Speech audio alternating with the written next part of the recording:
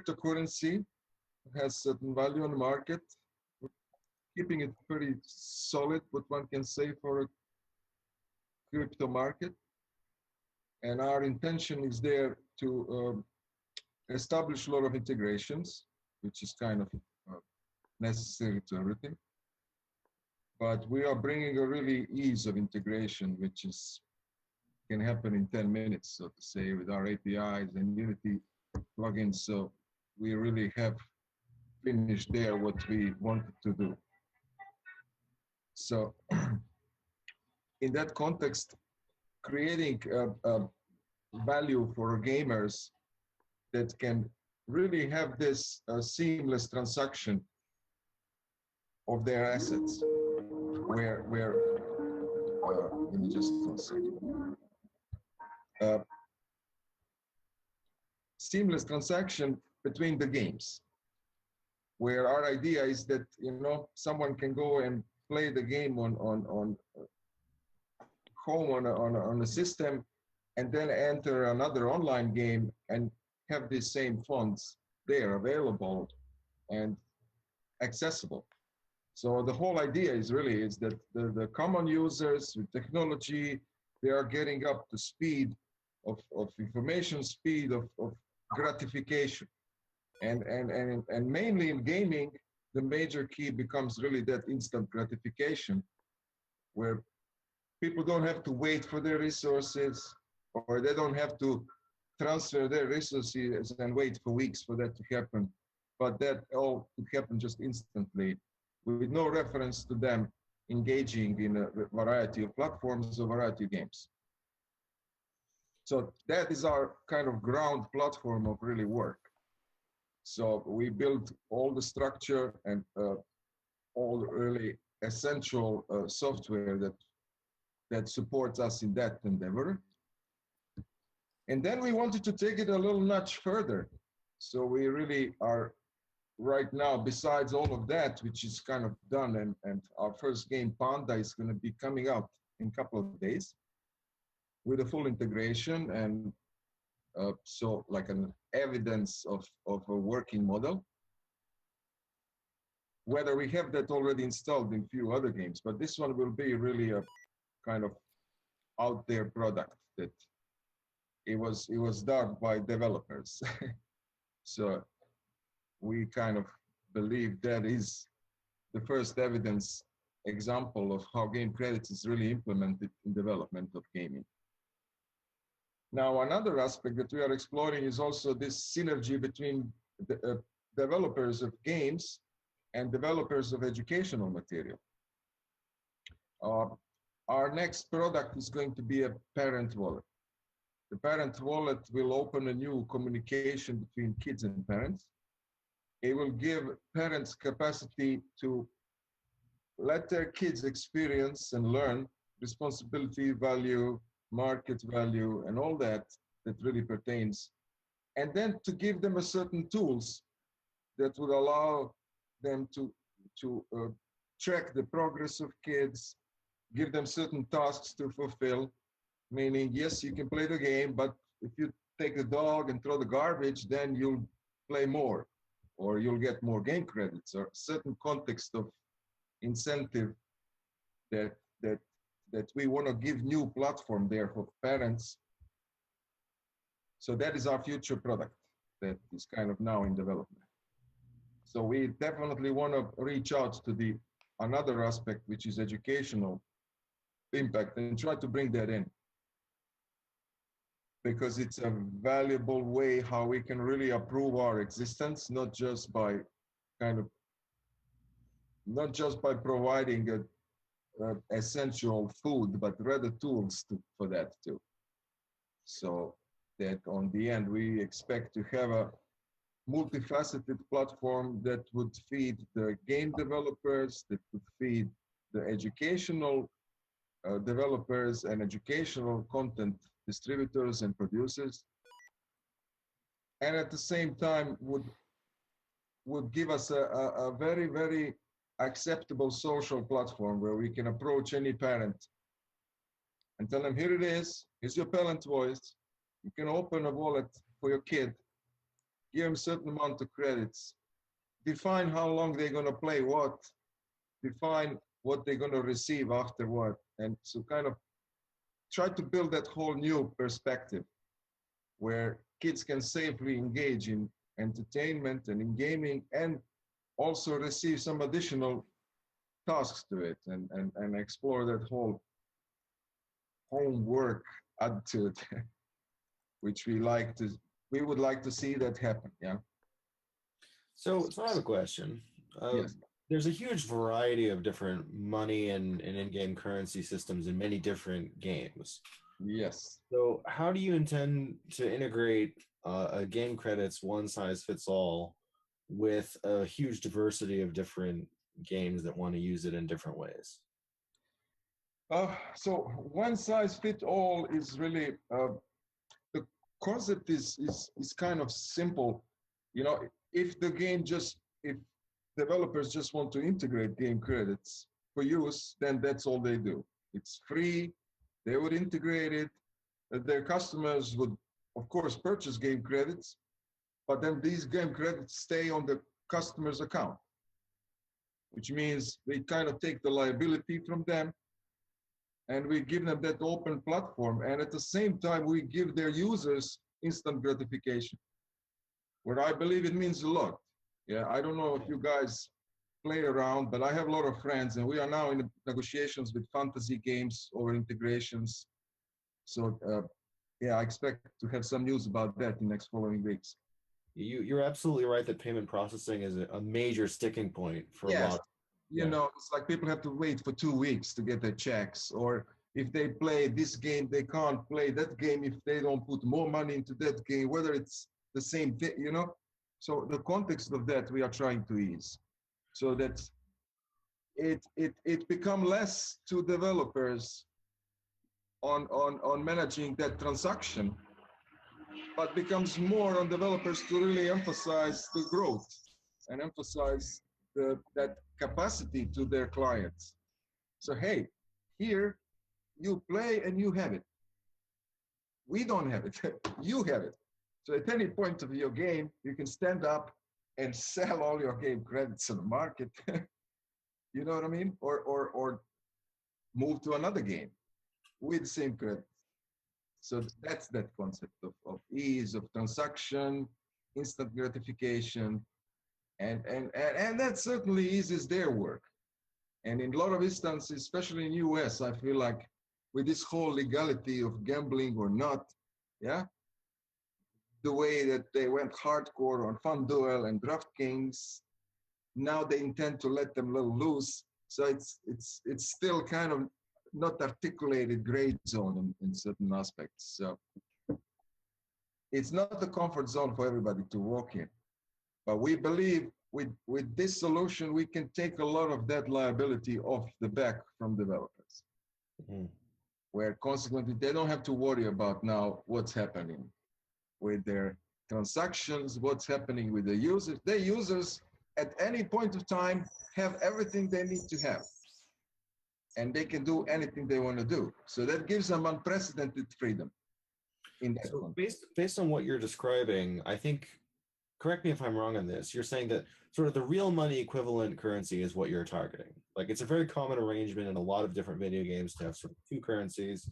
You have your one that you can buy with real money, and you have another one that is earned in game that you cannot buy with real money. And you're aiming at the real money one, is that right? We are aiming at the real money ones, yes. The ones who really have an instant value. So we are not the kind of we are not like a jeton, like a, you know, we're a currency. So I like to say, okay, from the moment you start playing your game, by the time you end it, your $100 might be $120. So there's a context to that too. So there's a certain value there that, again, on one hand, it could open a perspective for people to then do a micro investment in the sense of, you know what, I'm going to leave my money in game credits because game credits is going up. Yeah. So for me, that's going to be certain investment. Or I'm just going to pull all my money out and turn it into dollars or Bitcoin or whatever else I want to do with it. Yeah. But the fact that I can do that instantly is really that critical point where we are today. We are in a kind of zero moment of truth. I like to say that. Yeah, the thing is, it might go up, it might go down. I mean, there's going to be people who are going to be trading crypto for that reason, but really, it's the usefulness of the game credit in the video game that is the real service, right? Yes, that's, it's kind of, again, from that standpoint of a user, and then from what I told you, trying to explore a couple of new avenues where we can really chip in and explore new ways of communication, new ways of integrating kids and education, and bringing that to the table. So yeah, the education angle was fascinating. I hadn't even considered that as a possible. The thing that leapt off the page at me when I was reading about game credits was this could bring back a complete, like a really old style of doing video games, which has sort of died out, where instead of buying the game, which is what has become commonplace since the decline of arcade machines, you pay yes, for a play, a run on the game. that's right. That's right. Which is possible right now because you have to distribute the file really, but with the rise of HTML5 and web-based games and increasingly sophisticated Yes. clients and a game credits type system for doing seamless, quick, immediate transactions, you could have, we're going to charge you a nickel and you can play the game once. A few years ago, who would imagine that so much of the applications going to be accessible in a kind of online cloud mode? Yeah. Yeah. And it's just going there incredibly fast. So everything is streaming to that, because even distributors figure out it's much easier for people to just come and use it and have their accounts and just work with that account rather than making sure how they distribute out and all the security that comes with that. And, so I believe it will move more and more into cloud. And in that case, we have that certain prospect where we come as a timely viable solution. So that is for educational purposes. What does that look like? Where somebody is going and doing an education?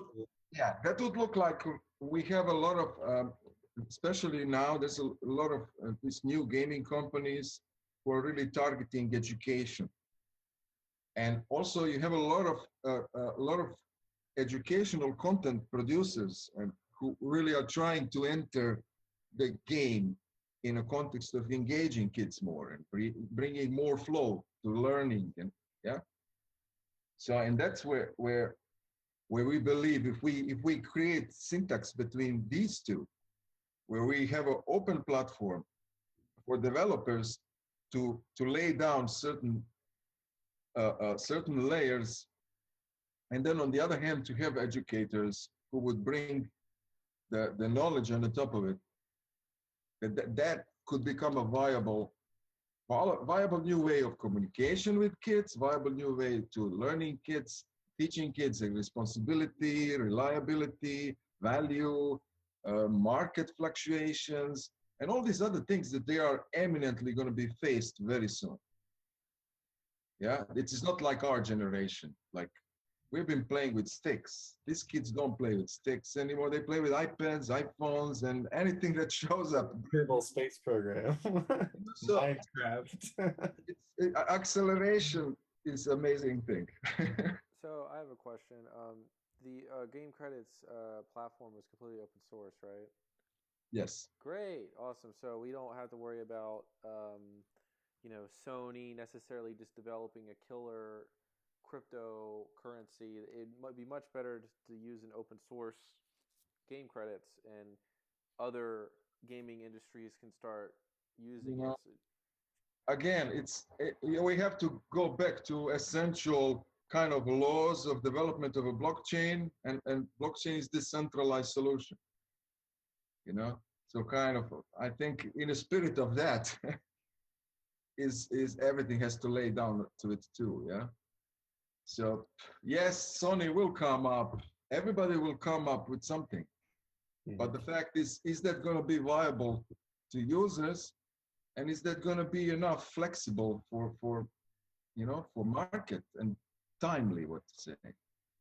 So So you have a 649 currencies right now in the market. Yeah. What I like to say, 90% is a hype. Yeah. Hype because consequently you want to look what is the purpose. I like to ask myself, what is the purpose of this coin? What's going to give longevity to this coin? What's going to, what really has a market value to it? And it's not just, five of us deciding to create a cup coin and this is our coin now. And we're going to throw a couple $1 million in and bounce left and right and dump and pump. But that's not it. That, 50% is doing that way. But that's not the way you can really build longevity in development and longevity in just perception of it. So I do have one concern, which is essentially game credits facilitates a large volume of increasingly small and efficient microtransactions. But microtransactions in the gaming industry have something of a negative connotation.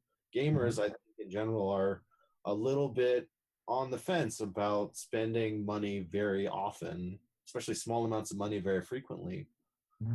The trend has been ranging from, League of Legends doing a monetization system that, charging multiple dollars for a single item of content. So the whole game is now hundreds and hundreds of dollars if you wanted to buy the whole thing. Whereas once upon a time, you would just buy the whole game for like 50 or 60 bucks and bam, it's yours. And at the extreme end of the spectrum, you have like Zynga, where it's like really nasty, exploiting children for, who don't know that they're pumping hundreds and hundreds of dollars in microtransactions into this game.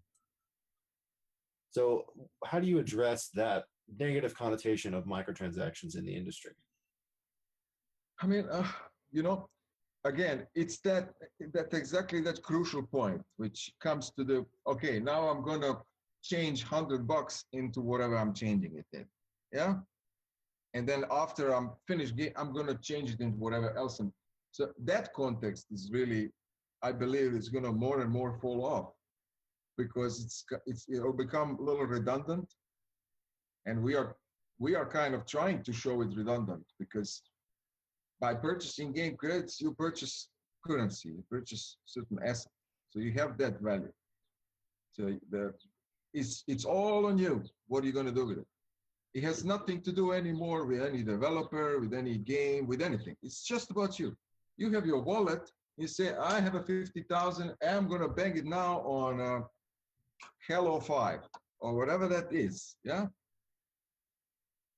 Okay. And yeah. On the end of my game, I say, you know what? Okay, I'm going to just cash this out and I'm going to cash this out. And I'm done. I'm going to send to my account and it's on my account. And I don't have to hustle and wait for anything and anybody. It's on my account. I see. So what about that is just for me priceless. Yeah. Because the fact that all these games, they all hang on contracts and 2 weeks until they send, and you have to wait 3 days, and you wait this, and you wait that. So everybody's trying to stretch, and people are fed up with that, Yeah, definitely. They're already milked by our banks, who do the same thing for decades already, yeah? So they already trained that that's not good. They want now everything. I know my kids, they want everything now. They don't have patience. They don't want to wait. We are used to wait. They are not. Because so they have opportunity. They'll go for another coin. They go for other things. So 600-pound gorilla in the computer video game world is Steam. And they actually offer a Steam wallet, which you can use to buy video games and potentially even, in-game microtransaction DLC type stuff. So I definitely think that game credits would be a lower transaction cost, faster, smoother system. But there's already some solutions that exist to do money in a seamless way across a large selection of things. It's only on Steam, though. It's not universal to everywhere. Yeah. Do it in an Electronic Arts game on Origin or some browser game in HTML5 or whatever. It would be exclusively to Steam. But if you wanted to buy a Steam game with game credits, what? You know how I see it tomorrow? Honestly, the way I see it is considering how the whole blockchain has taken off and evolved the financial technology in itself, as kind of is woken up and pretty much shaken all the establishment and created completely new perspective to it. And now everybody's trying to figure out what to do with it. Yeah. Now, context of that already is that people want to have a choice. So my context is tomorrow, your game is going to be good as much as choice you can give to your people. Now, in that context, what I mean is, yes, they can have game credits, but you want to have them be able to have Bitcoin, to have dollars, to have this, to have that, to have any kind of perception to that money and to that transaction. So you have to give them choice. If you don't give them a choice, somebody else will. And I believe that's where it's going to move. Because right now, yeah, Steam is doing for Steam. This is doing the team. Game credits is doing for game credits. But it's about really that if I come and play the game and I win $150 or whatever I have on my score, now my capacity to turn that into from game credits to dollars or to Bitcoin or to any other coin, consequently, that would be preferable. I might want to take everything in a Litecoin and purchase something completely different. So I believe, you know, the money has evolved, has spread, and how it's seen and how it represents and how it really people interact with it. And we, the blockchain, are kind of first generation of really taking off from the centralized system and more or less building this ourselves. Yeah. Mm-hmm. So it's about giving people choice, you know. If you give them just one thing, that's lame, you know. And I'm aware of that. If we just said, yeah, you can buy game credits and that's it, that's lame, you know. But you have to be able to buy game credits and to sell game credits. I think the killer feature is the interoperability of game credits on a variety of different sort of game platforms. Yes, and that's why we built this API and Unity plugin and all that, so we can really feed all this array of platforms that are really major, and we will continue still to fill up every hole in that context. Have you heard about the, I forget what it is, but there was a blockchain application somebody is doing to have items, or somebody who gets an item in one video game, it'll be available in the second video game because it's being tracked on a blockchain outside of both. And theoretically, you know, game credits might be a similar sort of, this is a currency that is usable in a variety of different game contexts. That is our goal, to have that reach.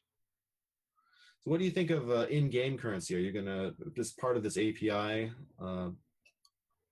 help developers make an in-game currency that would be specific to their game, or possibly even one day have an in-game currency that isn't, it's more like the earned in-game rather than the real money equivalent that is also spendable? I mean, like a token. Yes. Yeah. I mean, tokens are great, but it's just, you know, I believe it doesn't really provide enough of this satisfactory incentive to users, because they already have that, you know. They can already have any kind of tokens and stuff. I believe giving them this value, immediate value in the hands, is what really is gonna, you know, it's gonna wake up that challenger. Yeah, man, people need to make money. You know what I mean? And they want it now, yes. And they don't want to wait 2 minutes for you to sit on their money. You know, and I believe if we provide that, that is the key of our operation. You know, the seamless, borderless transaction and interchangeable gaming. So, well, I mean, in Vegas and I'm going to go play home on my gaming console and I'm going to move then to something third, I could still do that with game credits.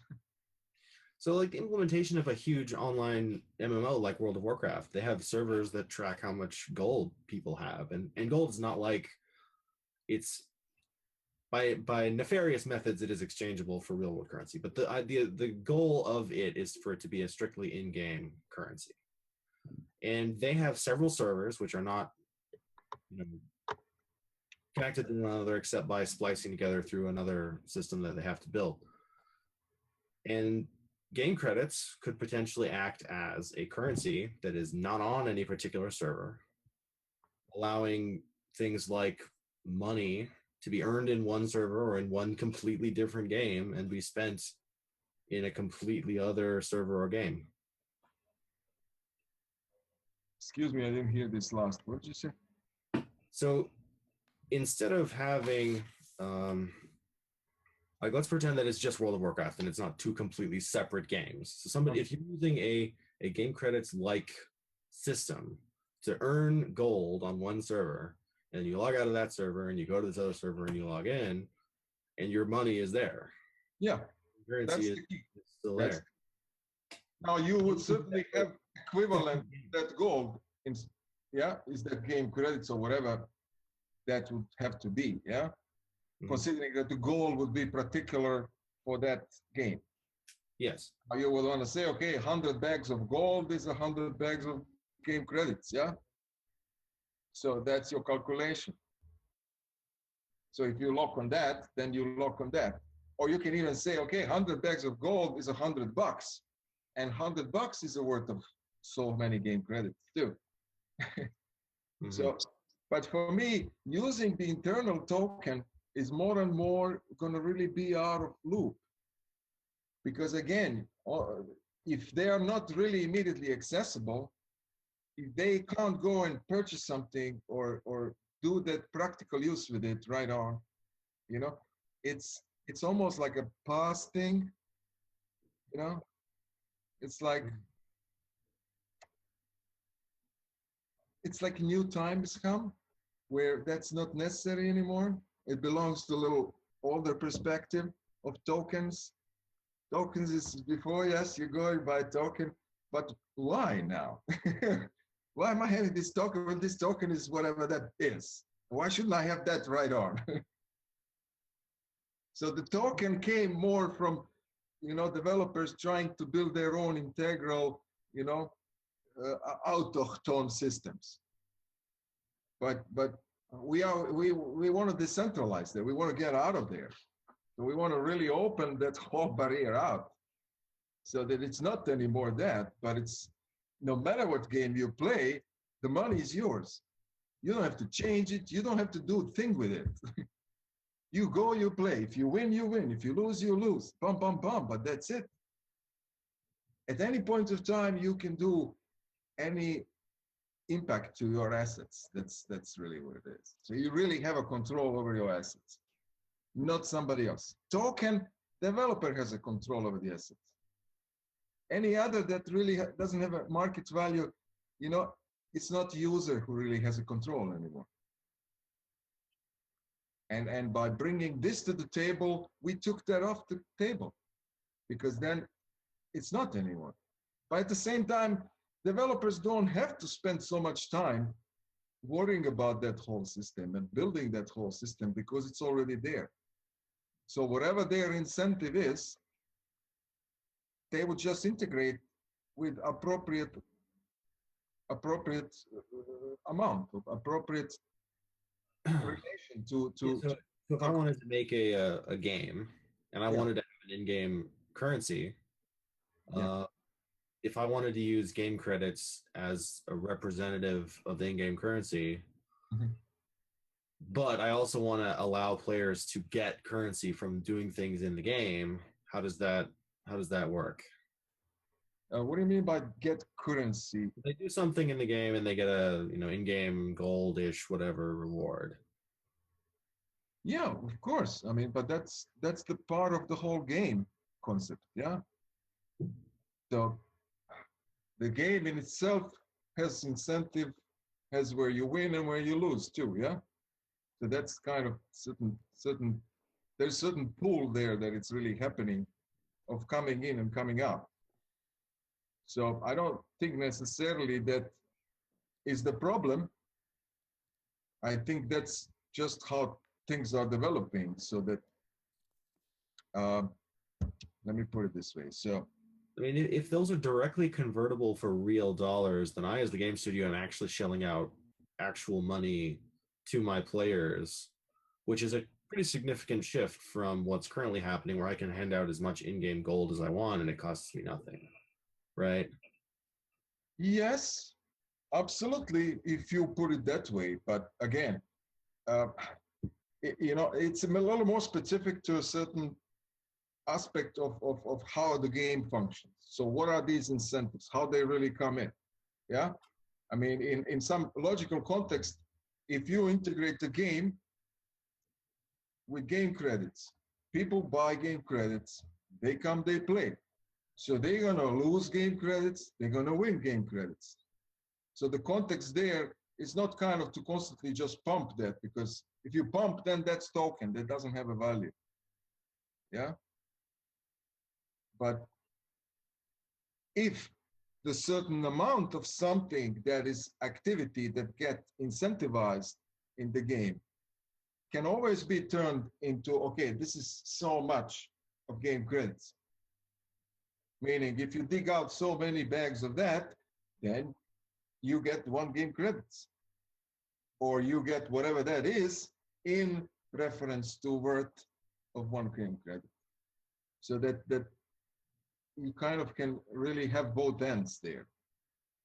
But I believe it's, the fact is, if it's a currency, that you can't just go and print it out.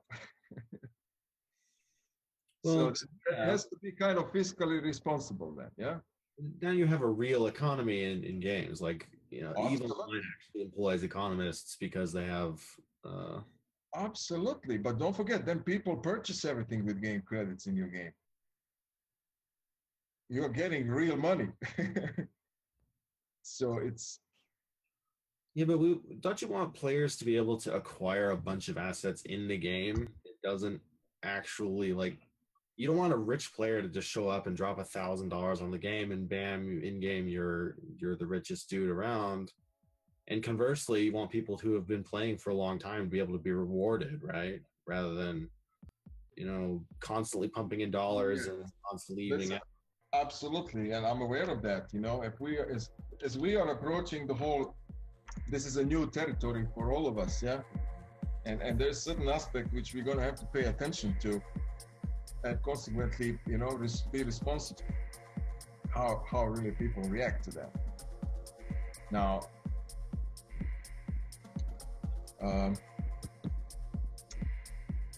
let's see that.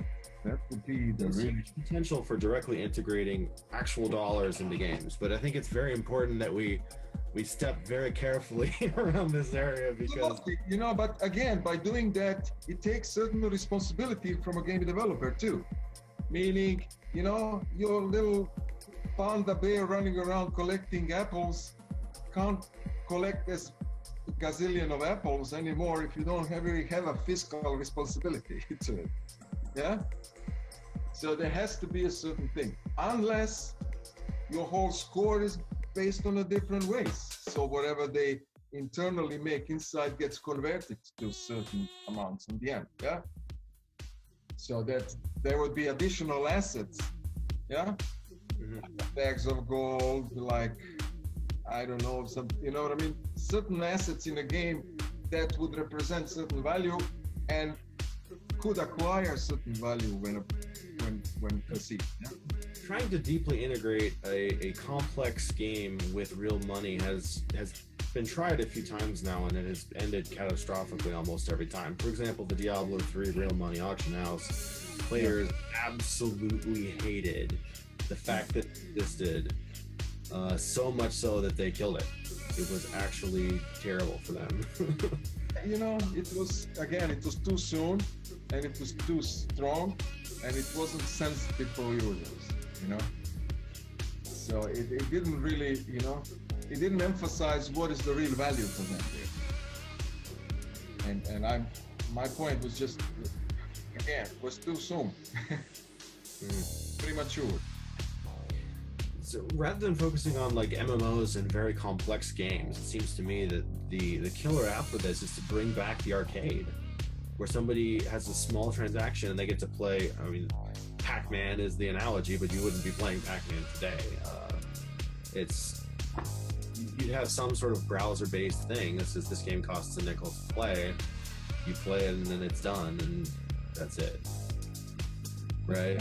I mean, that's kind of majority of games, really, when you look at it. Well, a lot of games today are you buy the game and then you can play it as much as you want. It doesn't cost you anything, right? Yes, but most of them have in-app purchases. Yeah, that is true. Yeah. So most of them, they already have some kind of way to take your money. Well, even in in-app purchases, usually you buy it and then it's permanently yours, right? Yeah. I think my partner from GameCredits is also there. If you guys want, I can call him in. Sure, yeah, invite whoever. This is turning out to be a really good conversation. So again, we are really pioneers, and from that standpoint, there's going to be a lot of matching and trying to really find the right balance there of how much can you impact players, and at the same time to be responsive of how really perceptive they are forward something new like that.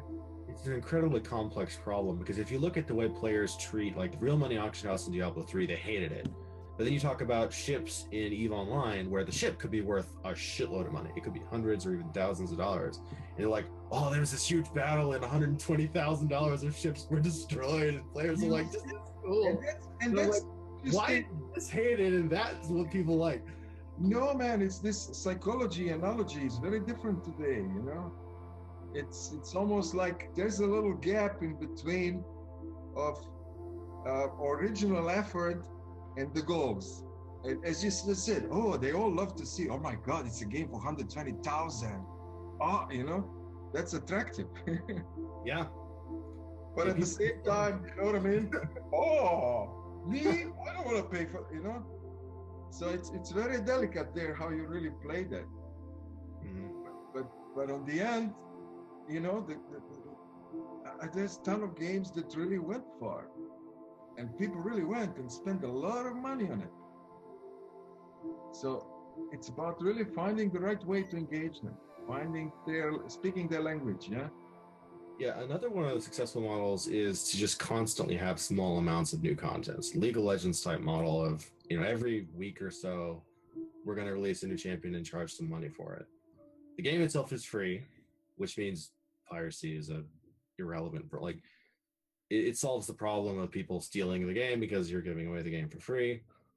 And some players will actually every week just shell out money for the new content, and they're actually very excited about this. Oh yeah. We're now doing research with the fantasy games. Yeah. So fantasy games, they have like millions and millions of dollars competitions. So every week, like few $100,000 winner takes.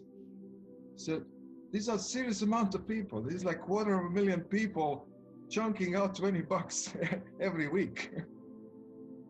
So that's intense amount. So there are people out there. Now at the same time, they are chunking out $20 for fantasy football. Now, if they want to go and play fantasy baseball, they can't just move that over there. They have to pay again. Or they have to wait 2 weeks to receive the pull-out check from here and then come into the context of, you know what I mean? Mm-hmm. So it's just, it's just growing as a market. So it's very delicate because on one hand, you have developers who want to really push fiscally more in. But on the other hand, you have very educated users who kind of don't want to take that crap always. They want to take what they want to take. And, in our context was always that instant gratification, that's the major thing in today's world, I believe. People don't like to wait for their money. Nobody likes smart contracts for fantasy sports, because that's an interesting idea. Yeah, there's a lot of good ideas there. You know, it's a big market. It's again, we are now in negotiations with them, and we're probably going to integrate game credits slowly in some of the games. But that is, I'd like to introduce you to Malden. Hi guys. Well, So Malden can also tell you a little bit. Malden, just to kind of give you a breakdown, this is Christian. He invited us here and to kind of tell them a little bit about us. So that's why I dragged you. Malden was busy working with developers, so I had to pull him out a little bit to kind of talk with you. Malden. And with Matt too. We just talk. Seems like Qubits wants to work with us. You know, they just finished the meeting. Okay, guys. So I was a little bit telling them about how game credits work and what is our idea, and you know how we really want to impact the market. I also told them a little bit about our views in the building that bridge with education and the gaming developers. And also we talked a lot with Evan about really these questions which really arise from using tokens and game credits and how really that impacts developer, how it impacts user. So anyway.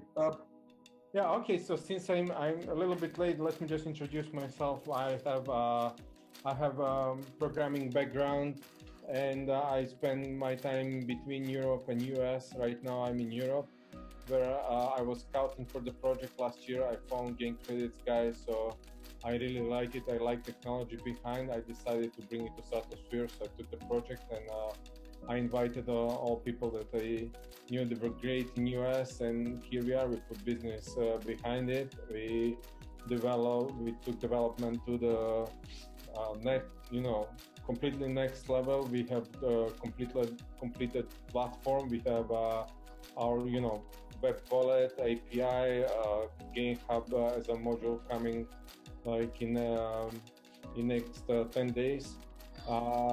With, pilot video games already. We have already, several clients accepted game credits, like gaming companies. And we are getting US customers as well. So my position with companies, I'm CEO. So guys, can you just quickly, I heard, really all the best from Nele, our other co-founder, and from Ivica too. But if you can just briefly, just in minute or two, tell me just your background. So. We're all from the Scenario project. That's how we work together, for a year now. We're running this podcast specifically for, Evan, like what?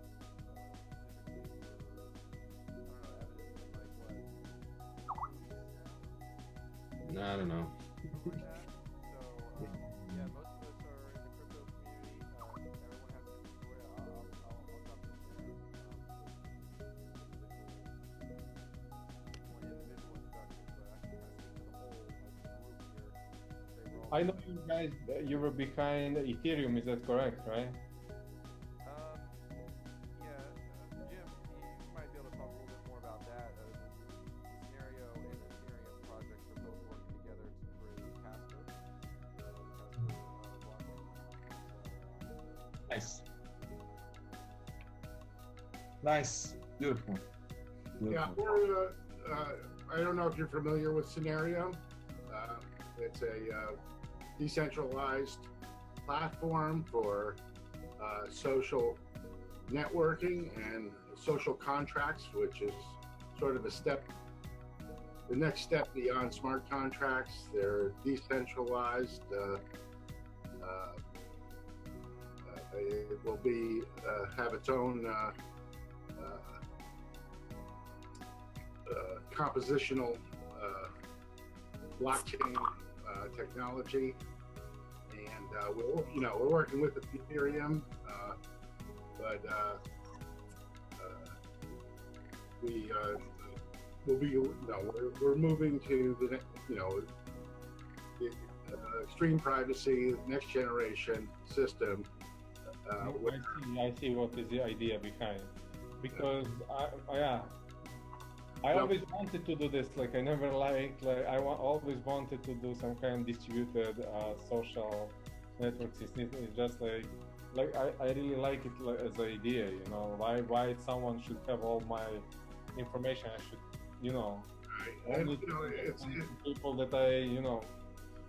And they have the currency that of amps where the system learns what you want by the attention you give it, and the attention economy, which then rewards the content creators and curators and the participants directly without anyone curating your stream for you. It's your rules, and ultimately, longer term, the social contracts will be able to set up any kind of contracts between you and me or groups of people, and rather than having global things that we all follow necessarily, we can set up our own rules for how our information is visible and such. So we're interested in the cryptocurrency space. I don't know if I missed a part. I know he was talking earlier about how this is distinct from a gambling platform. I'm not quite sure I understand that. So the question is how we don't get involved in gambling, right? Yeah. So we have no gambling policy. We have no gambling terms and conditions. It's out there on the website. So we make sure we get involved with US-based companies that they operate already into US. So we are focused on US market. We are focused on video games like just regular video games. We are focused also on fantasy market as it's like legal. I don't want to say gambling, but it's a legal game where people can enter with some money and exit with some amount. So I think we are currency as any other currency. Like with dollars, you can do smart things. You can support education, or you can do so. It's really like, and we want to kind of position ourselves as a currency and platform for exchanging like currency and minimal cost and exchanging services and everything that's related to games. So opposite of, we are probably on another side of the spectrum. So I think Ethereum is a broad technology. It's a platform, and with smart contracts, I guess you can do a lot of things. Versus GameCredits is very focused. We are focused on games because games are good clients. It's software that's already there, so it's easy to implement. It's easy to implement API. Young people use games. It's a growing industry. It's also industry that's changing. For example, there are games. I don't know how familiar you're with that, but people like, let's say, World of Tanks. People invested. Like I met some guys, like they have virtual property, $10,000 or more, and they said there are like guys that they're invested like $1 million into the game building virtual properties, and they just sit there. They can't do anything. They can't move like from one game to another. So we should just support that market that's kind of growing. Whatever people do in real world, they also do in virtual world. I really like the idea. Now, is this an open access API, or is it something that if I wrote a game, it would go through some vetting process or something to? Well, as you said, like no gambling. So we just try to make sure it's not it's not online gambling game. Other than that, there is no other approval process.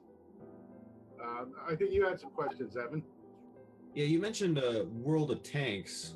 So I think World of Tanks, obviously lots of people really like World of Tanks, but it has a very aggressive uh, microtransactions model of wanting a lot of money from players and imposing a lot of grind on players who are free players. So this is where I think it's a good example of the effect that microtransactions are having on gaming today. If you're just going to buy the game, they're trying to make the most fun game that they can.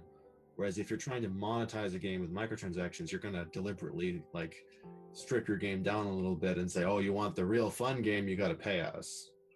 Yeah. I didn't understand the question really well. Like, if it was the question, can you like? I guess what I'm saying is that the model that you seem to be pointing to as a good example of people spending a lot of money developing virtual property is, in my opinion, as a gamer, and I think a lot of other gamers share this opinion, is not a good example of a sustainable, long-term, good business model that gamers like to pay for. Yeah, that is kind of. You mean in as example tank, yeah? You mean like when something is pro-aggressive? You know, it's a more matter of really game developers in that context. Another example would be the more recent mobile release of the game Dungeon Keeper, which had an even more aggressive microtransaction model where the game was basically unplayable without shelling out money. And it flopped as a result because, I mean, people are not going to play a game. There's not much we can do about that, you know? Like ours, to really make sure that what they're using, how they're using is really fair and that it's just and it's legal, you know? And it's not for any purpose that, you know, that it's not in our intent. So you know, how aggressive they want to go in taking money from their clients, on the end it stays on developer. There's not much we can do about it. You know, we are in that context, we are just a, you know, monetization solution for them. Yeah. So you're saying any monetization system, so you don't have a vision for the monetization and the future of the gaming industry that you're looking to yeah, we certainly do. But, you know, we have to start from where it's at the moment, you know? And at the moment, as you said, there's a lot of oscillation from those where you can really come and play free and, you know what I mean, and kind of get engaged, to those where they really want you to shell out money, yeah? Now, the context there comes back to developers. Okay, why do they need more money? Did they really spend a ton of money to production and then that costs? So it's about, you know, how they want to get their return back. They want to get it all in 1 month, or they want to spread that throughout the time, you know? And of course, we can always, you know, give our advice to developers in certain contexts where we believe that certain things are a little off the line. I think what you're saying is it's up to the game developer to decide. That's right, yeah. How much free service they want to give to the gamer in order to get them addicted to the machine before they start having to shell out real money. Exactly, because kind of going into that would be speculation for us, because we don't build that. We don't know how game functions, what is the incentive for users, yeah? For us, it's really that turnaround that, okay, so whatever you say you charge them, this is what we charge them, and whatever you say you charge from them, this is what's going to happen. And this is, you know, a lot easier for them to use with a simple API than trying to develop their own currency system. That's a lot less risk, and yeah, our idea is there to give them a certain comfort of a token, but with a currency that has a market value. And that in itself is a kind of already advanced. So we have to kind of take it day by day and grow with the audience and with all of these who really integrate it with us. The GameCredits capability adds this really powerful new functionality for really quick, seamless transactions that are compatible between games. And I guess the question that I have is, that capability is sort of an extension of the capability that was brought to do microtransactions in the first place. Yes. And the effect that that has had is in a few different ways. We've seen a bunch of different models appear, from the League of Legends model to the Zynga model to the Dungeon Keeper model to Hearthstone has it where it's 100 in-game gold, and gold can be bought with money to play the game once in the arena, or you can buy card packs with it. Yeah, like the types of. But there you said it now. So you see that there's going to be a certain involvement into also in the aspect of users too, and how much they want. Do they really want to just go and play the game for fun, or do they really want to go and play the game for money? You know, so these are two distinctions which we have to take on account, because not all of them are there for the same reason. Not all of them came to make money, or not all of them came just to play a game. So there's this whole array of different intentions, which ultimately are falling in that. We are making just easy way of cash in, cash out, and moving the value, like moving money from one game to another game or wherever. So, but also we are like using the cryptocurrency that you're all familiar with, which are also at the same time kind of investment instrument. It's also so it has a lot of aspects, like there are lots of aspects like they are attached to what we are doing.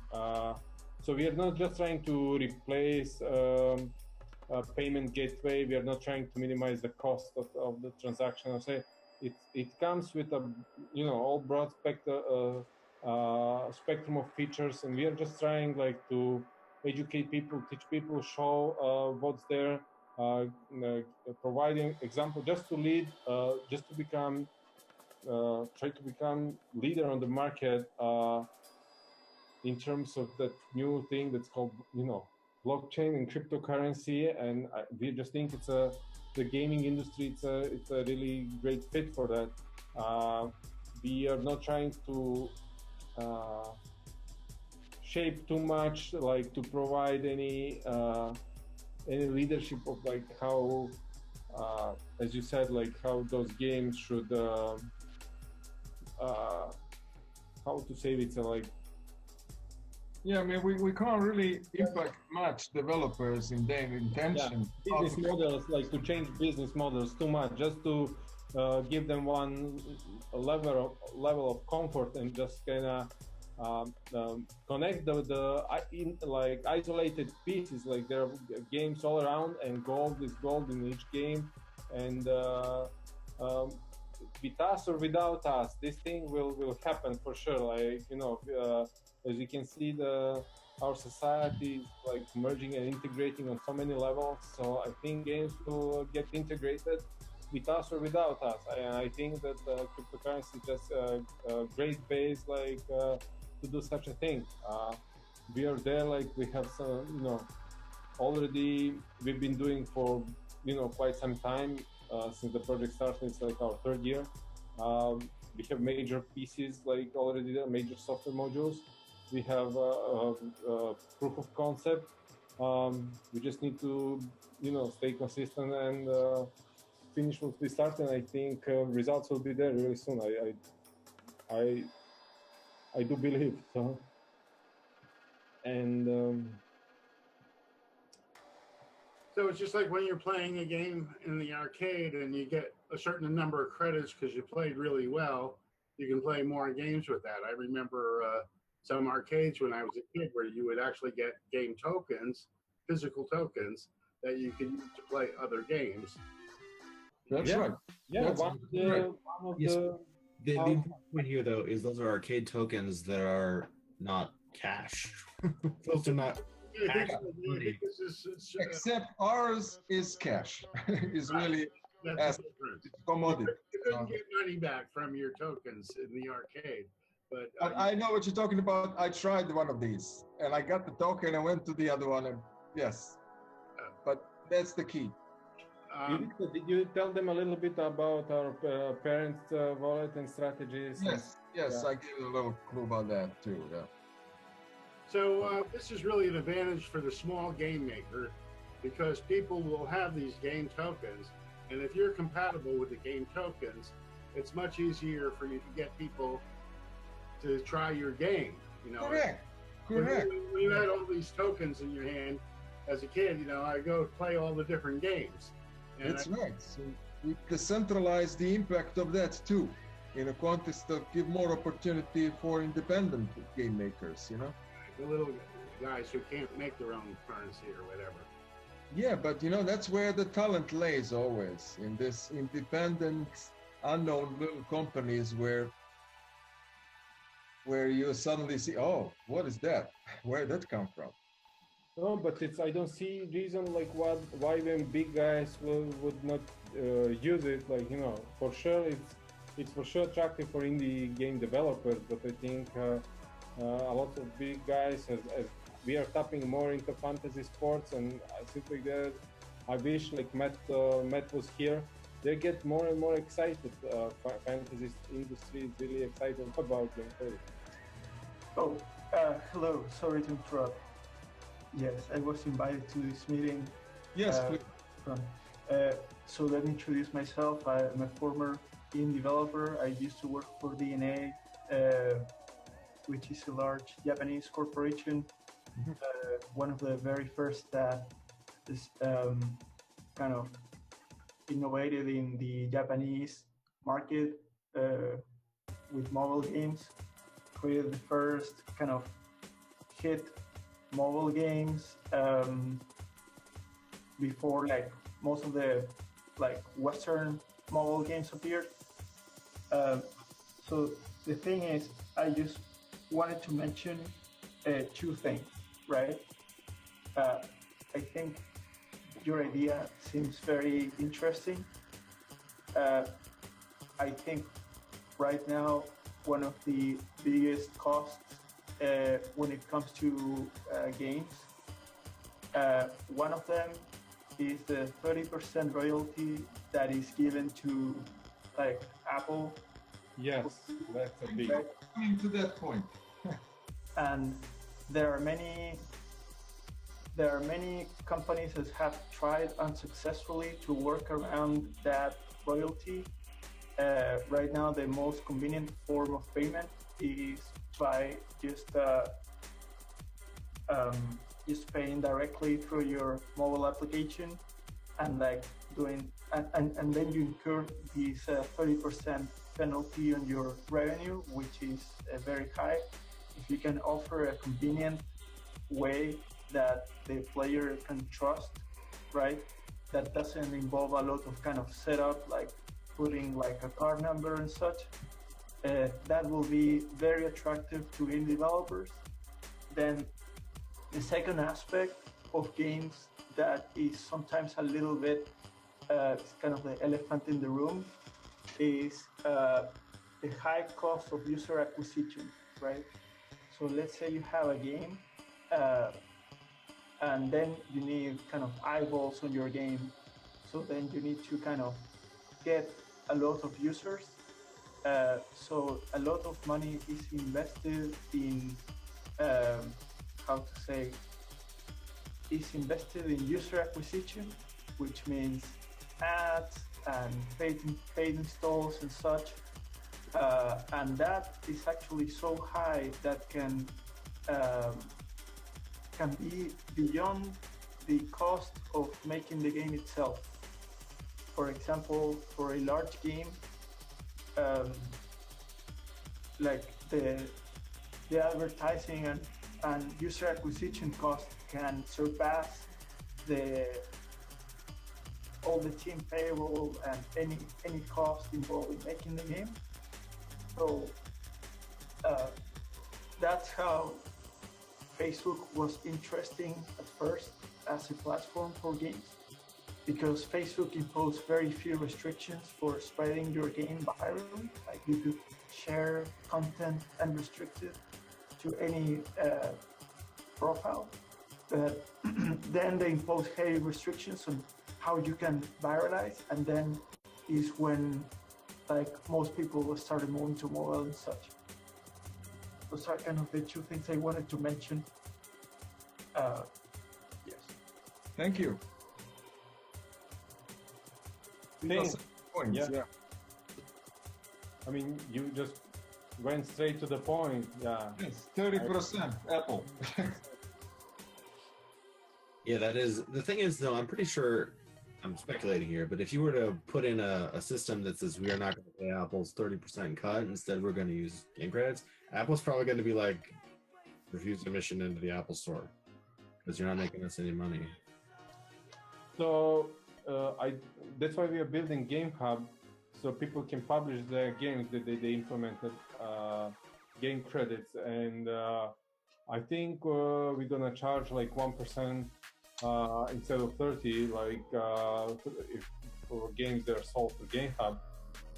And so far, I think we don't have issues with desktop games, with Android games and online games. But yeah, Apple system is kind of closed, so probably Apple we can't do much about Apple games. But if the thing becomes big, then who knows? Maybe we push the limits a little bit. But Android games, you can download from any source, and that 30% are related to Google Play Store. They are not tied to Android device. So if people publish their games on our Game Hub and users download and install it, then there is no restriction. Versus for like Apple devices, even if you download from third party, they still have control over it on your device. It's not nice, but this is how the whole Apple works. It's a closed system. But I think, just like between online games, PC, and Android, it's a pretty big market for us. It would be nice to have Apple as well, but probably not big that we don't have them. So I think we are still. Yeah. Right. Now, at least the numbers that I got is that the monetization behavior on Apple devices is significantly higher than the one in Android. So iOS users usually tend to be more willing to spend money than Android by a big proportion. That's one aspect to consider. But yes, the Android market is very big. Yes. And again, as I said, there are like bunch of these Android games. They many of them are games for kids. $1 download, $5. You don't have expensive game on Android versus you have like those games that people play for years. One of the games that we are also targeting and in the process of negotiation, like to accept game credits, is like Top 11. It's Nordeo's game, which has like 100 million users. It's the biggest soccer manager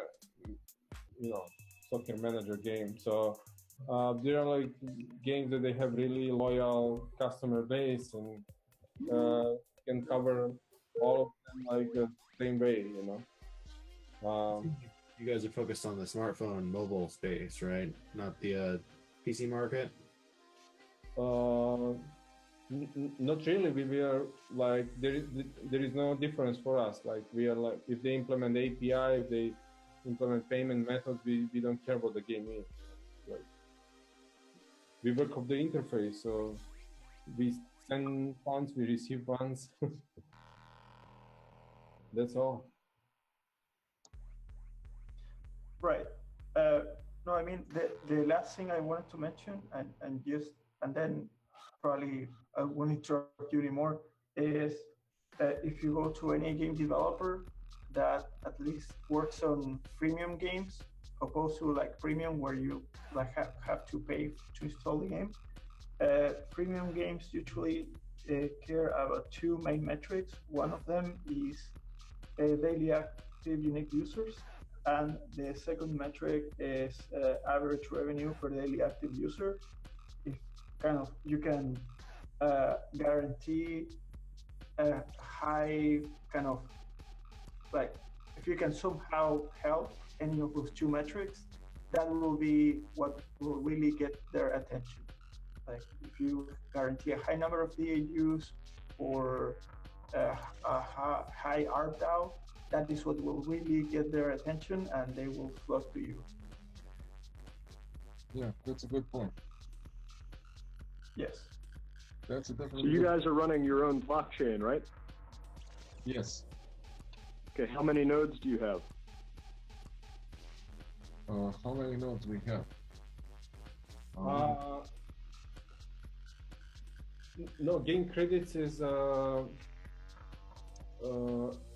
let's bring to this conversation Nella. He has the answers, but no, we are not running. I think GameCredits is it's a script coin. It's anyone can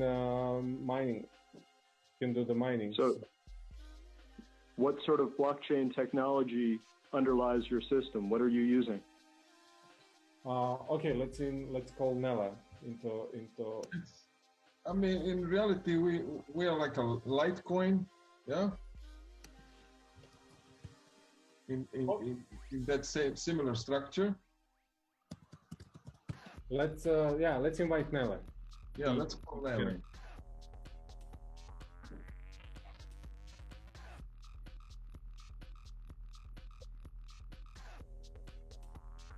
Can you send him a link, Ivica? Yes.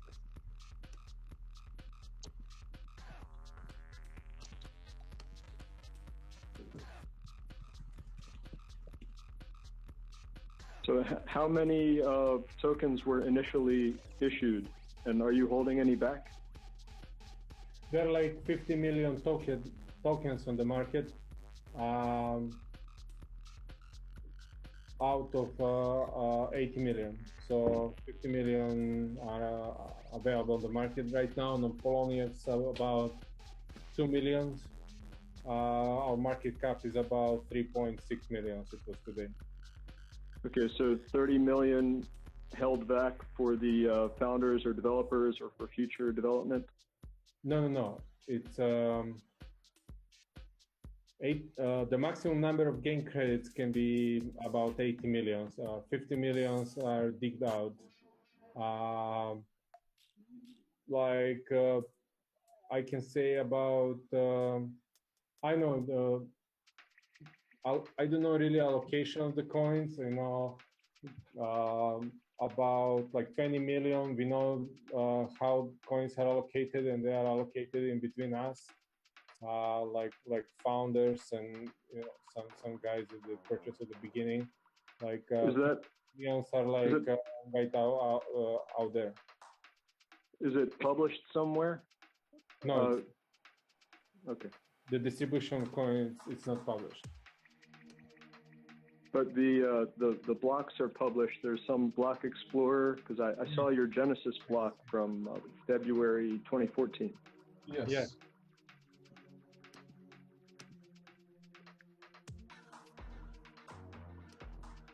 So this is not, it's not tied to blockchain, to Bitcoin's blockchain or to Ethereum. It's completely independent. Yes. It's independent blockchain. Yes. It's Okay.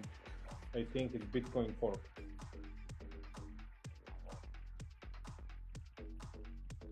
Okay, so running the same technology as Bitcoin, but independently. Yes. Okay.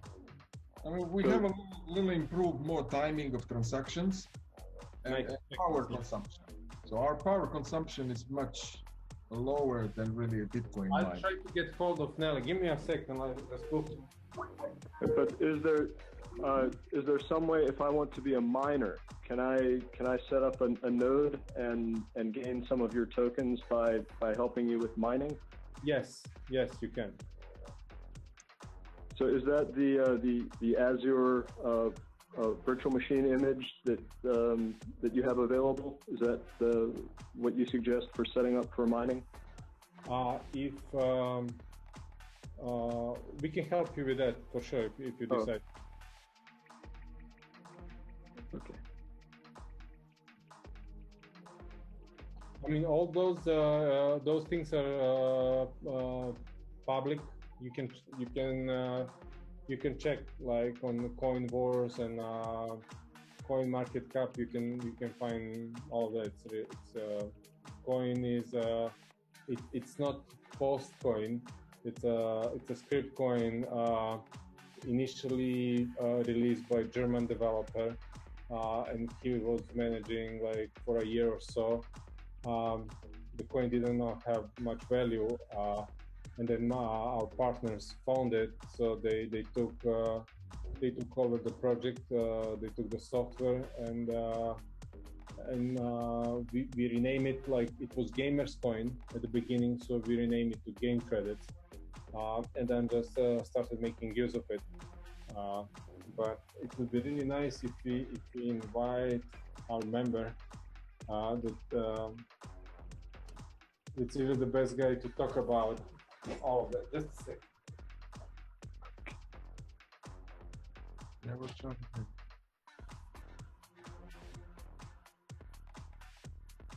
So one guy that just stepped out, Paul, he actually was listening in on the chat channel that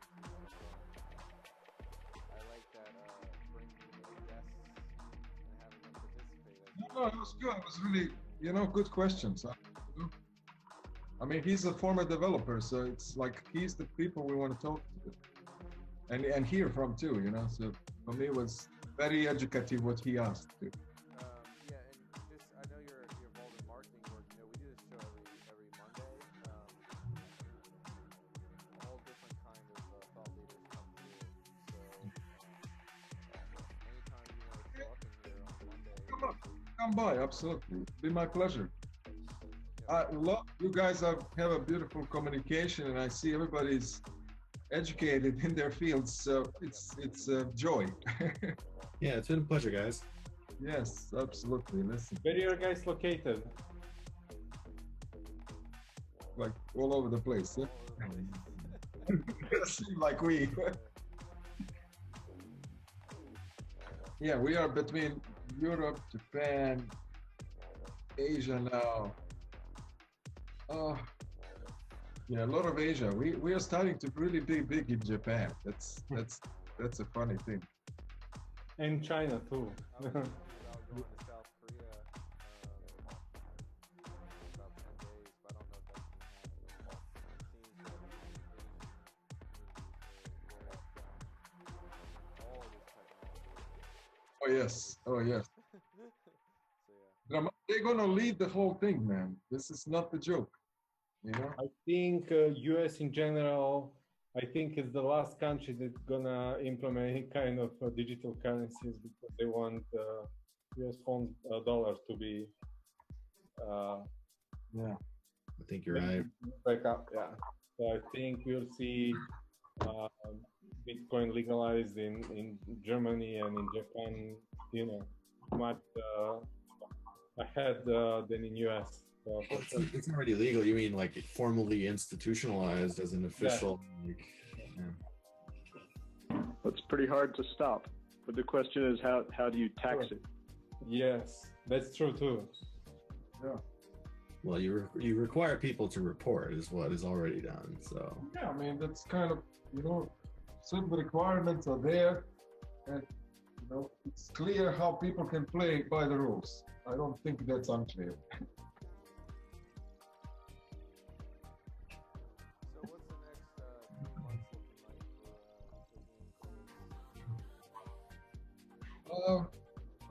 for A lot of integrations happening right now. Our major focus till now was really bringing all the development up to the task where we really wanted to be. Now that we finalized our plugins and API integration and all that, now we are working on integrations. So we have a couple of big companies who are really looking into us. And it's kind of, for us being conservative, sitting down and doing our hard work is paid off. Because now we are really looked from serious people and people understand our work. And that is really major. They don't think we are just some kind of hype coin that's gonna pump and dump tomorrow. But we rather have our place. Yeah. And that is the beautiful thing, because it gives us credibility and gives us really inspiration to look in the future. So our next few months is going to be mainly promotion, marketing. We established our global local presence, meaning we have servers in Asia, we have servers in Latin America. We are building all kinds of group. We just built a group for Brazilian and Argentinian market, and overall Latin America. We set up our servers in Hong Kong. So we have our team in China who's already setting up. We also applied for Huanbao Hui exchange office on their demand. So we accept to be there soon. And in the meantime, as I told you before, we have this context of products. There are parent wallet, there are micro investment based, and which we want to release. So that's going to be pretty much also part of our development in the next few months. That is extremely exciting. I'm so glad to hear that. Thank you. Thank you. It's really nice to see that someone is recognizing the stuff that we, against all odds, said, we'll do it hard way, but we'll do it proper way. And guys, since I joined, like for the last 20 minutes or so, we talk a lot about GameCredits, and you said like you're meeting every Monday. So I hope you guys give me a chance to also learn like what you do, more about your stuff, maybe next Monday or, Listen. We have a community meeting with our CEO and CTO every Wednesday. We bring in a lot of the people directly involved in the project, but also people from outside that space. And then, anytime you want to set up another meeting just to strategize on how to promote game credit scenario, anything crypto related, the faster we get this stuff out there, I think the better world we will have. And like you said, it's all about integration. That's what you guys are working on. You're past the technology. We all have the technology now. We need to integrate and get this built up as quickly as possible. The way I see it. That's correct. That's correct. I'll be more than happy to pass by Mondays and chat with you guys. And I'll here and there I can bring some of the team members so you can really meet. I like to bring Matt from Fantasy Games and Melee and a bunch of other ones who are really there with me and Mladen kind of leading this ship. Do you guys have a Slack channel? How do you guys stay connected with the community? Yeah, we have a Slack. We have a Slack channel. Got it. Yeah, Slack channel is pretty close. It's like for the kind of like to keep company, but we have hangouts and we have newsletters and Nela and Ivica and John, they're taking care of making sure we get the community involved. It's one of the most important things. Cool. I hear that. Yeah, I'm glad I caught wind of you guys. Now, you guys, it's Lannister, correct? You guys know Lannister, or is it Adzakly? I don't know what he goes by. Exactly. Yes. Does he go by Adzakly? I feel like, what's his real name? He's such Micah. Micah. Okay. He's such a good character. I'm just so glad he told me about you guys, because this is. Oh yeah, Micah is our big promoter, and he bought a lot of game credits too. He's a big believer, and he's just overall a great guy. I like him very much. Yeah. It's kind of living in the time and space that kind of we can all associate. Yeah, I'm surprised he's super busy. I brought him in our community program as most of people on this call are community leaders, and I brought him into the Scenario Community Leader program because I think he's just a perfect Yeah. So I don't know if Ian is still there, but this is the link to our node. So Ian can take a look at it. Well, I'm here. Yeah, I will take a look. I see. I just posted in the text chat. Did you guys follow I'm sure you did. Did you follow the Ethereum and DAO news? Yes, we Are do. you guys heavily invested in that, or? Not really, but we have some plans to work with Ethereum in the future. Yeah. We'll definitely, put some game credits like on Ethereum. A lot of plans. Anyway, I'm going to have to leave you guys. Yes. Christian, thank you so much for having us over. It was really great pleasure. Jim, thank you for talking. And Evan, great. Ian, I hope we kind of helped you a little bit technically. Next time, I promise I'll bring some of my techie guys aboard. And we'll give you more numbers. Hopefully this BitNode link can help you. Other than that, I'll try to compile a little more information for you too, specifically, and bring it next time. Yeah, thank you guys so much for coming. It sounds great, and I love your graphics. To check it out. Yeah. All right, rock on, guys. Yeah. Okay. Thanks a lot.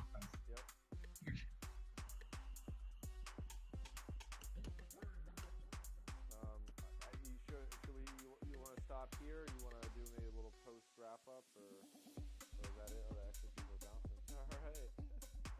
I guess that's it.